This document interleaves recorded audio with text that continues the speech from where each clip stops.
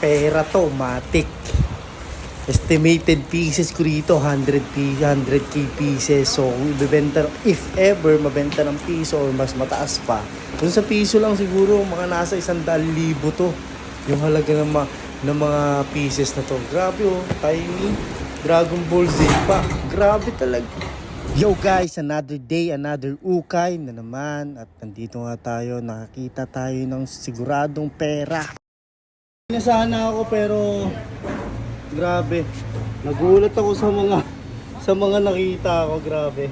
Ayan oh, mga collectible items na tiny figures ng Dragon Ball Z. Ang gaganda mga utol. So kumuha na ako ng para sa akin. Ang dami po oh.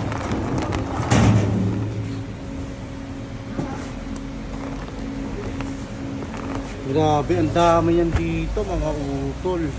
Sa totoo lang, napakadami eh, no? Siguro kung bibilangin mo to, kung gaano kadami yung pieces na yan.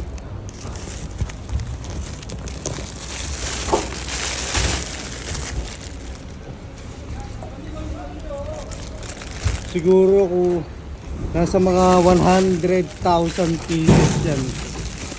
Or lampas pa. Alam niyo kung bakit?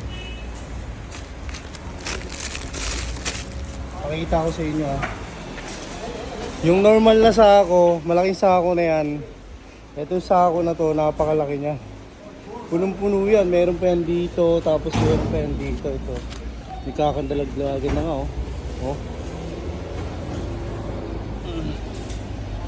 Grabe. Grabe to mga utol, collectibles. Hindi ako sure pero feeling ko collectibles to. Hindi ko lang alam kung anong year ginawa to pero solid to, promise. Tabok. Palagay nyo, sino kaya magandang itag dito sa video na to? Tag kaya natin si ano rito. Si Crazy Kyle. Kunin na natin to. Ayan.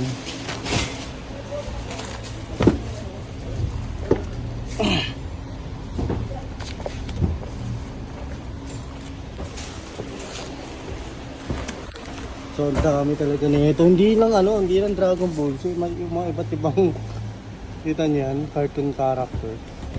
Ito parang sasakyan lang. Yan ang dami oh.